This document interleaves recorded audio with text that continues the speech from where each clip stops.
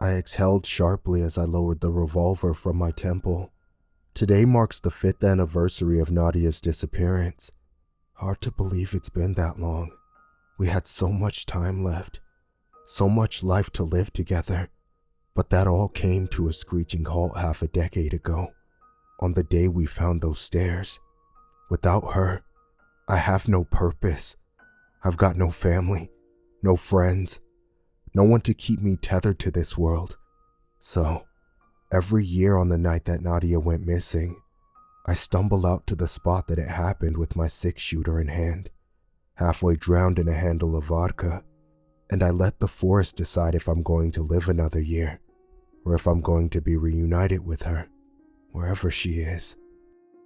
Now that it's determined that I have at least one more trip around the sun, I'll tell you how I ended up here, at rock bottom. I need to get this out while I still have the guts to tell this story. Don't know why though. I'm going to wake up sometime tomorrow afternoon with a massive headache and no recollection of tonight's events. I'd better tell you while I still can. I've lived on the outskirts of Bear Creek National Park for my entire life. Don't bother looking it up. It's a fake name so nobody tries to seek out the evil that lurks here. It's safer that way. As I was saying, I used to live out here in a cabin with my dad. I miss him so freaking much. He passed away 8 years ago, leaving me all alone. Cancer is a bitch. That was before Nadia and I started dating. It's funny how things work. I actually met her at a coffee shop on my way back from visiting my dad's grave. When she approached me and asked if the seat across from me was taken, I was instantly smitten. Her deep blue eyes shimmered like the ocean. Long brown hair cascaded down her shoulders in waves. And that smile. When Nadia smiled, it was as if time stopped, just for a moment, so that the whole world could soak in its breathtaking beauty. We were inseparable after that day. In a month, we were dating. In 9 more, we were living together in my cabin. And in another year, we were set to get married. Had a date and a venue picked out and everything.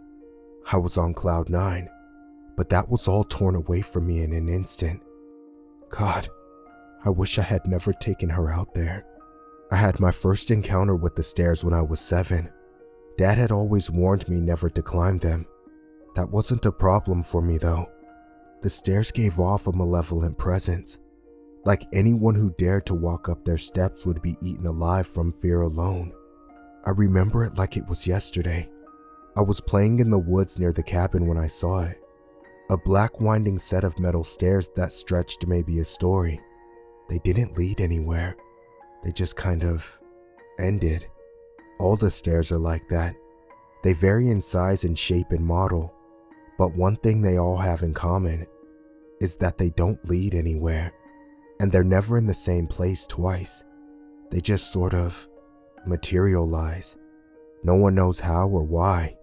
And truthfully, we don't want to know. Most of us, that is. Nadia wanted to know. And that knowledge cost her everything. Come on, baby, just a little further. I want to see the sunset. Nadia whined in protest at my proposal to head back. Nadia, I know you do. But we didn't bring flashlights and our phone batteries aren't worth the crap. I don't know about you, but I don't feel like smacking into trees every few feet on our way home. Fine, you win. I'll go back this time, but promise me we can come back tomorrow? She requested, puffing out her lower lip and gazing up at me with her best puppy dog eyes. I'd be lying if I said they hadn't worked. All right, I'll take you back out here tomorrow. But only if you, I trailed off, entranced by the sight of them. Nadia's brows knitted together in confusion as she traced my gaze. Then her jaw fell open. Directly before us stood a polished cedarwood staircase. I got a sinking feeling in my gut the moment I laid my eyes on that thing. It looked so out of place, like a rat in a fish tank. What is that thing? Nadia muttered, gaze still fixed on it. It's nothing. I'll tell you later, I said, snatching her hand and leading her in the opposite direction. Ow! No, Jason, let go. Why are you making such a big deal out of this? Tell me what's going on, or I'm not moving another inch. Nadia protested, crossing her arms defiantly. I sighed. There was no point in hiding it any longer. She was going to find out eventually. Okay, so this is gonna sound completely unhinged, but please bear with me. Ever since I've lived here, ever since anyone's lived here really, people have been finding random staircases in the forest. They appear and disappear all the time, and you'll never find one in the same place twice. The stairs are a bad omen. Something awful happens if you climb to the top, but no one quite knows what. All I know for certain is we need to stay far, far away from them. Nadia rolled her eyes in response. Come on, Jay. Do you really expect me to believe that? A bad omen? Are you some kind of spiritual medium now? Ooh, a staircase. So scary. She said, waving her hands in a mocking gesture. Nadia, do I look like I'm joking? I know it sounds crazy, but I wouldn't lie to you. She softly took my hands into hers and met my gaze. Baby, you know I wouldn't accuse you of that. It's strange, but if it really irks you that much, I won't press it, okay? Thank you. Now let's get home. I'm starving. Once we were out of sight of that wretched thing, I could sense the tension starting to disperse. It was as if a veil had been lifted. I fell asleep that night with a stomach full of dumplings and not a thought in the world besides the petite girl snuggled in my arms. The stairs had vanished from my brain, just like they always did, until the next day. We both had the entire day off of work, and before I knew it, Nadia was pulling me back down the same path as the day prior to watch the sunset. Butterflies danced in my stomach as we approached the spot that we'd seen the stairs the day before. Even so, Nadia noticed it first. Hey, isn't this the same place you pulled me away from yesterday? Those stairs, they're gone. See? I told you, they're a bad omen. Now do you believe me? I never said I didn't. It's just a strange phenomena, you know? Like seeing a unicorn. You don't really ever expect to find it, or in this case, not find it. It's a lot to process. I didn't know what to say.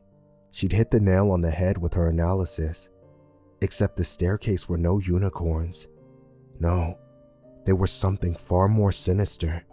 We continued our walk in silence until we finally reached our destination. That evening will always stand out in my mind. The sky looked like a painter's canvas. A gorgeous amalgamation of purple and pink and orange melded together behind a smattering of light wispy clouds. I'd never seen anything so picturesque. We stayed there well past the sunset, staring up into a sea of stars illuminating the night sky. Thank you for keeping your promise. Today was perfect. Nadia yawned, sleepily resting her head on my shoulder. Every day with you is perfect. Thank you for dragging me out of the house. This really has been incredible. I love you so much. You're welcome, Bonehead. I love you too. Nadia giggled quietly, her eyes struggling to stay open. All right, sweetheart. I think it's time for us to go back. You can hardly stay awake. Just a little longer. You're so comfy. She protested, burying her face into my chest. My heart felt so full in that moment. What had I done to deserve such an amazing girl? All right, up we go, I said, hoisting my weary girlfriend into my arms. If your legs won't move, I have no choice but to carry you. Oh no, how terrible. Whatever shall I do? She quipped, wrapping her arms around my neck. Nothing. Just stay still and let me. I froze mid-stride. I swallowed a dry lump in my throat as sweat began to bead atop my brow. In the darkness among the foliage, my flashlight beam fell upon a large, bulky object. They were back. Jason, what's wrong? You look pale. Nadia said, following the ray of light until she realized what I was looking at. A wide set of weathered concrete steps ascended out of nowhere. They called to me, begging me to climb them. Just one step, Just one. That's all. Jason, I feel it now. What you were talking about yesterday, I feel it. It's all wrong. They shouldn't be here. Nadia whimpered, fear jolting across her pupils. Yeah, you're right, I said, ripping my gaze from the awful thing. Just don't look at it. We're going to be okay. This time, I wasn't as relieved once we'd escaped the staircase's alluring pool. I'd never seen the stairs 2 days straight before. They were always more sporadic in their appearance, never showing up with any rhythm or consistency, so to see them twice made me a bit uneasy. Nadia and I didn't mention the stairs again that evening. We were both absolutely exhausted, and we were itching to get some much-needed rest. I'd be damned if I was going to let a stupid staircase ruin a good night's sleep. Nadia was already snoring when I joined her in bed, and I was out the second my head hit the pillow. If only we could have made it until morning. Maybe then, she'd still be here. I awoke in a pitch-black room. Nadia was missing from her side of the bed. I didn't worry at first. It wasn't abnormal for her to sneak off to the bathroom in the middle of the night every once in a while. I didn't want to drift back off until I had her beside me, though.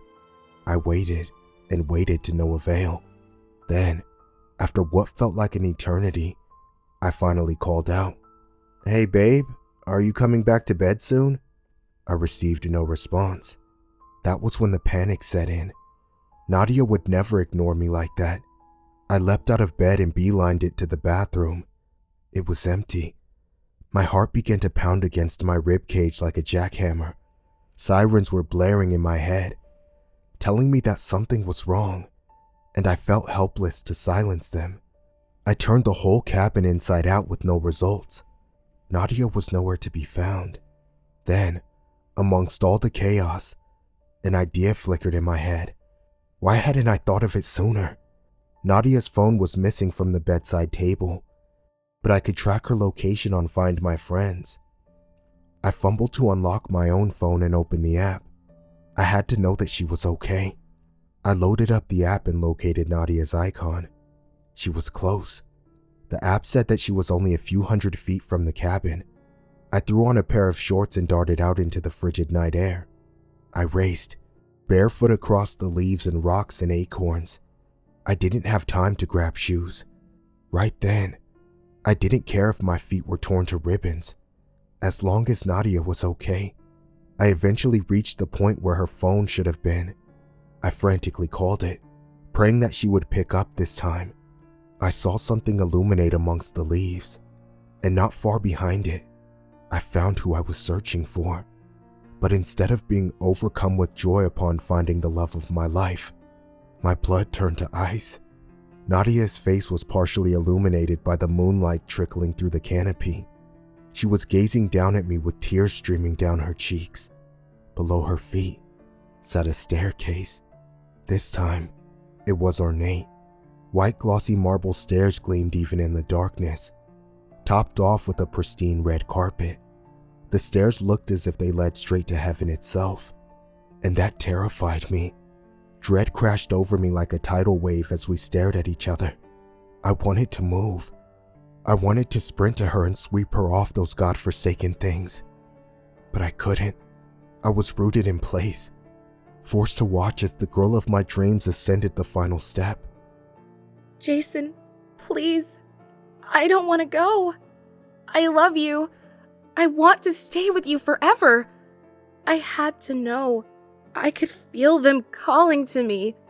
Please, don't let them take me. Nadia sobbed uncontrollably, reaching out a hand toward me. I wanted to grab it, to pull her off into my arms, to tell her that everything was going to be okay, but I was stuck. I was forced to watch in abject horror as Nadia involuntarily took that last step to the top. It felt as if time had slowed to a crawl. 1 second, I was paralyzed, eyes locked on Nadia and those vile stares, and the next, I was all alone. Nadia and the staircase had vanished, whisked into the cold night air like they'd never existed at all. The burden of that night will stay with me until the day I die. I wailed. I screamed. I pounded the earth until my fists were bloody and my throat was hoarse. Nadia had been taken away from me, right before my very eyes, and I did absolutely nothing. I blamed myself for a long time after that. Hell, I still do. I don't think I'll ever be able to move on. That's my punishment, I suppose. Living out a dull, meaningless life, while images of my lost girlfriend run through my head, day in and day out. It's why I drink. Strangely enough, I've never seen the stairs again.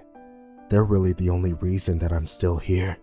Because maybe if I just give in, maybe if I convince myself to climb that one last looming step, then there might be a chance that I'll be reunited with Nadia. And for me, that's a chance that I have to take.